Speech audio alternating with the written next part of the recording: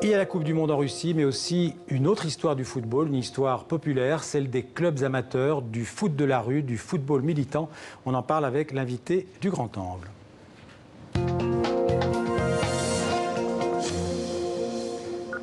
Bonjour Mickaël Correa. Bonjour. Alors vous êtes journaliste indépendant, notamment pour la revue papier et internet Jeff Clack. C'est ça. Alors vous publiez une histoire populaire du football, c'est aux éditions La Découverte. Alors d'abord la Coupe du Monde, un mot, vous la suivez, vous regardez les matchs? Je regarde un peu, j'ai pas le temps parce que justement je suis en bouclage pour Jeff Clack, mais je regarde quand même un peu, j'ai vu la France hier, bien entendu. Je regarde le Portugal, je suis d'origine portugaise, donc je regarde quand même aussi les Cristiano Ronaldo nous régaler. D'accord. Alors derrière le spectacle, plus ou moins réussi d'ailleurs, ça dépend des matchs, le foot, on peut le dire, c'est devenu un énorme business en 2018. Oui, plus que jamais, on a encore vu avec cette histoire des droits télévisés qui ont atteint encore des nouveaux records. Bon, après, il y a des signaux des fois aussi un peu négatifs. Je pense notamment à l'Angleterre. Pour la première fois, on a des droits qui ont été plafonnés. Enfin, les premiers lots des droits télévisés en Angleterre ont atteint un plafond, en tout cas n'ont pas été augmentés. Et ça, c'est quand même un signal pour moi plutôt de mauvaise augure, dans le sens où ça fait quand même à peu près 5 ou 10 ans qu'on parle qu'il y a une bulle spéculative qui va exploser. Et je pense qu'aujourd'hui, on commence à atteindre on commence vraiment à atteindre les limites même de ce marché-là. Alors, c'est pas de ce football-là dont vous parlez dans votre livre. Hein. Vous venez de parler de l'Angleterre. Il faut rappeler que le foot est né en Angleterre. Hein. À l'origine, d'ailleurs, c'est un sport des quartiers populaires, le football.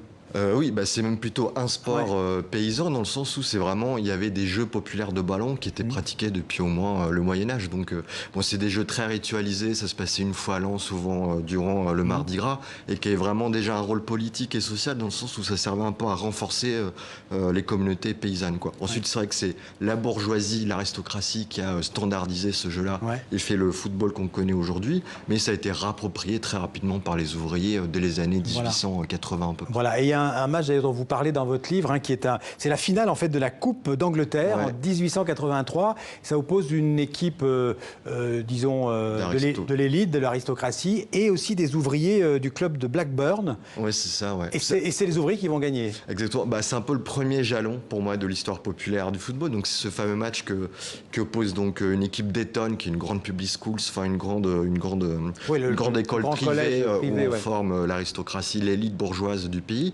Mais un peu par hasard, en finale, il va avoir les fameux, donc les Blackburns Olympiques, qui eux sont une équipe composée d'ouvriers. Le capitaine est un plombier, les autres sont tous tisserands. Et là, c'est vrai que durant ce match, il y a deux mondes qui vont s'opposer par les styles. Ça veut dire que les aristocrates jouent un jeu très viril, très individualiste. Pour eux, rien que le fait de passer le ballon, c'est un aveu de faiblesse. Hein. Le but, c'est partir bien en tête tout seul et de dribbler tout le monde. Mais les ouvriers vont pratiquer un autre jeu, comme ils sont un peu plus faibles physiquement. Ils vont vraiment se passer le ballon. Ça va étonner les journalistes sportif à l'époque.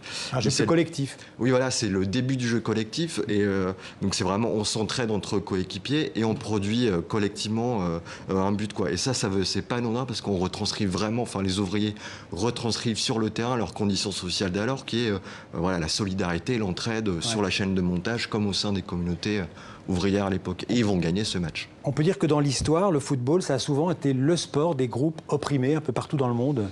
C'est ce que j'ai essayé de démontrer un peu dans le livre. Hein. C'est vraiment comment, à travers tous les différents groupes sociaux opprimés, à travers l'histoire, on se sont appropriés le football. Hein. Donc, que ce soit les ouvriers britanniques, mais on peut parler aussi des femmes, des peuples colonisés, des Palestiniens, etc.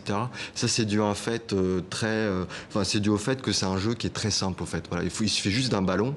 Et il y a ce qu'on appelle les 17 lois du football. Elles sont aussi très facilement réappropriables. Donc, on peut... Elles n'ont pratiquement pas changé depuis l'origine. Ça a très peu changé, quasiment à la marge. Donc, un terrain vague, un bout de bitume, et on peut déjà s'amuser avec un ballon, ou même l'équivalent. C'est ça qui fait le succès d'ailleurs planétaire du football, celui-là comme celui d'aujourd'hui. C'est le moteur, pour moi c'est vraiment le moteur qui fait que c'est une expérience quasi universelle aujourd'hui, le football, hein, même dans des pays qui étaient très peu fans du foot, comme les États-Unis ou aujourd'hui aussi la Chine, on commence à apprécier le foot. C'est le fait que ce soit une pratique éminemment simple. Vous parlez beaucoup des groupes dominés dans votre livre, notamment les Afro-Brésiliens, hein, qui, alors je ne sais pas si c'est vrai, ils inventent le dribble pour éviter en fait les agressions des joueurs blancs, c'est ça? Oui, c'est ça. Alors, ils le pratiquent vraiment. Donc, c'est au début des années 20, des années 30, où on est quand même dans une société très raciste à l'époque. Et le jeu, c'est uniquement, le football en tout cas, c'est un jeu qui sert avant tout à cultiver l'entre-soi bourgeois et l'entre-soi entre colons blancs, quoi. Quelques noirs vont commencer à jouer, mais comme le public est blanc, les joueurs sont blancs et le raciste est blanc, on va un peu se donner à cœur joie, on va les tacler. on va vraiment les agresser physiquement sur le terrain. Et comme l'arbitre est lui aussi blanc, il va pas siffler la faute. La réaction des Noirs, sur le moment, ça va être de dire plutôt que comme j'ai pas la loi avec moi, je vais plutôt me soustraire à cette violence. Il serait que le dribble, qui est un peu cet art de l'esquive, il permet de se soustraire à cette violence du blanc, quoi. Donc ça met en scène en quelque sorte pour moi la condition du colonisé face aux colons, quoi. Notamment au Brésil. Et au Brésil, ouais. Je disais le football était inventé en Angleterre, mais aujourd'hui le pays du football c'est le Brésil. Hein. C'est vraiment. Vous dites dans votre livre que pour 77% des Brésiliens, le football c'est la passion de leur vie. Oui, c'est des sondages avec quelque chose de très paradoxal pour revenir à cette question-là du foot de rue, c'est qu'il y a à peu près, on estime qu'il y a à peu près 1% des footballeurs, il y a 2 millions de personnes qui sont licenciées au Brésil. C'est autant qu'en France, alors que le Brésil est à peu près plus de 200 millions d'habitants. Ouais. Donc le foot au Brésil, c'est ce qu'on appelle avant tout la pelada, ça se joue pieds nus et dehors, quoi. C'est un jeu vraiment populaire, quoi. Et c'est extrêmement populaire, bien évidemment. Alors il y a beaucoup d'anecdotes que vous évoquez dans votre livre, beaucoup de moments de l'histoire justement où le foot a joué un rôle politique. Je voudrais en évoquer 2 avec vous. D'abord le 11 de l'indépendance algérienne. Vous racontez que ça se passe en 58. Je dis en 2 mots, hein. Le FLN à l'époque qui lutte contre la France, contre le colon français, en fait, lutte pour l'indépendance de l'Algérie et il crée une équipe en 58 en fait qui va faire jouer des joueurs exfiltrés en fait de la métropole. Oui, c'est ça, c'est qu'ils vont se dire, ils vont se dire en 58, les événements, la guerre d'Algérie n'est pas assez connue en France. On parle encore d'événements dans les médias, donc les Français connaissent très peu le conflit et cette lutte indépendantiste. Et ils disent, en créant l'équipe, ça va être un magnifique porte-drapeau de notre cause.